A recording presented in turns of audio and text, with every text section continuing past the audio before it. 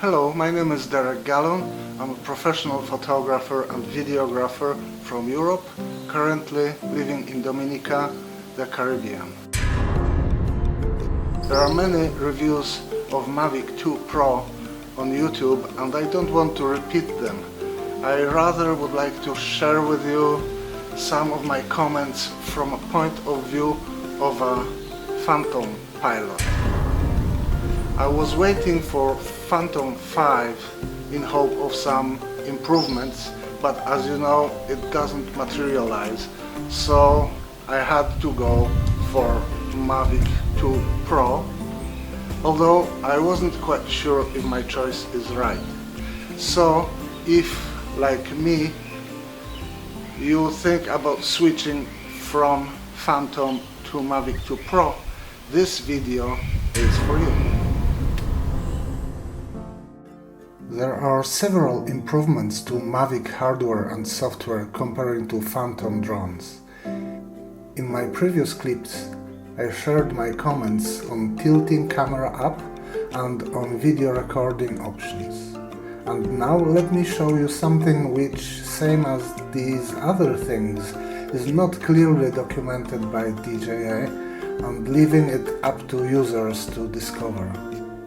If you only fly Mavics, it is no news for you, but if, like me, you are just switching from Phantom, you need to know about these. At last, DJI fixed things that should work long ago in the first place. Flying my Phantom 4 Pro and other Phantoms before, I always had to set camera settings after each startup. Some of camera settings were simply reset each time. Additionally, camera settings were global, I mean the same settings applied both to video and photo, which to me makes things difficult.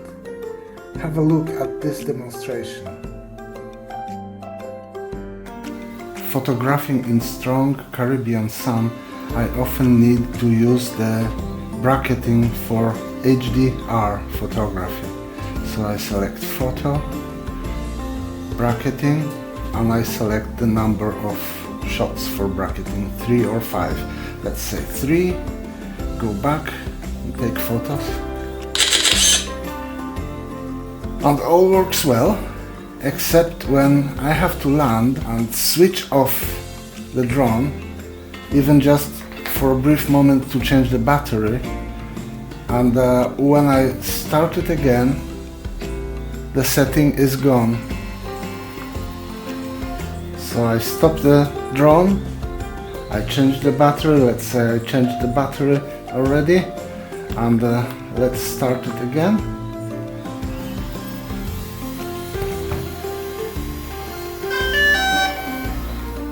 And the setting is gone.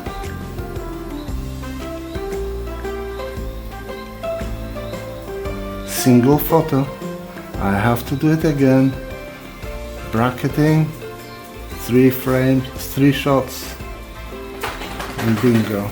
Every time I have to restart the drone, I have to put the settings back. But the other problem, which I find very annoying, is that all the camera settings are set globally both for video and photography. So let's say I am in video mode now, and while I do the video, I most of times use D-logs.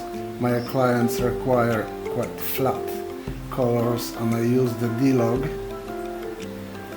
And the D-log automatically applies ISO 800.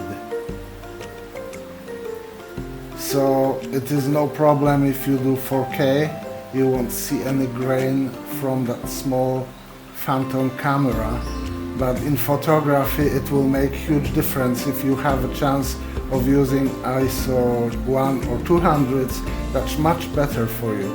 But if you switch to photography mode and see the settings, the camera still even in photography tells you it's set for D-Log, which is something which simply does not exist in photography because we are shooting in RAW DNG anyway.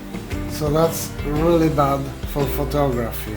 And outside, as you can see, it's pretty bright day, and I say ISO 100 would nicely do. It wouldn't be a problem. So I have to go to the menu during the flight, waste the battery, stop the drone, lose the attention to flight details, and go to fiddle with settings, and go here and change color mode from D-Log to none, and then it allows me to use higher ISO. So again, now I am in photography mode and I need to film video. I flew somewhere, I need to film a short video clip, and if I go to video mode, it will say I am in color mode none. So it does not remember that in the video we had it in D-Log. I have to go again, set the D-Log, go back, and we can film right now. But the same story, if I need to take another photograph and it shows me photographs are taken in D-Log mode, which is not true because it's anyway in RAW, so it's just messing me up. And now in Mavic, please have a look. We are in video mode, we open the menu and we see the D-Log option for color. And when I switch to photography mode, the color mode is none. In fact, it does not even give us an option of D-Log anymore, which is true because we are shooting in RAW anyway, so there is no such a thing like a RAW D-Log. So that is working as it should. Just to make sure, let's go back to video, and again we see the D-Log is still in. So the system remembers separately our settings for video and for photography. No more fiddling around and changing the menu every time we have to photograph or do a video. And let's go back to the other thing I mentioned before. You remember, in photography mode we have a photo in bracketing. That's what I often use, bracketing 3 photographs, which I use later to do HDR. So they are here. Let's do the 3 shots. And now I will switch off the drone. Okay, so I switched off the Mavic, and now let's turn it on again. Give it a few seconds so it connects with the remote and app. Okay, and now what do we see?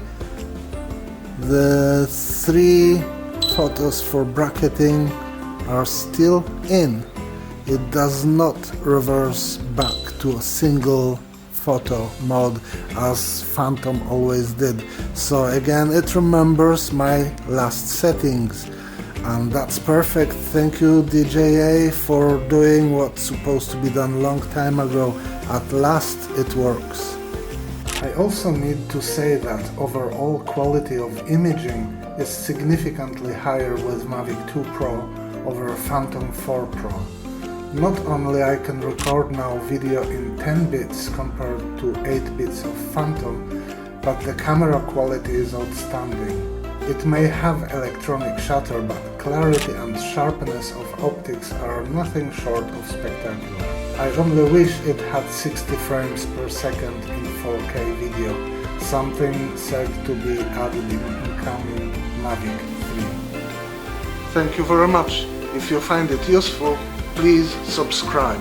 It will help me and you won't miss another, please visit my website artphotographyservices.com. You may find it interesting. Thank you. Until next time.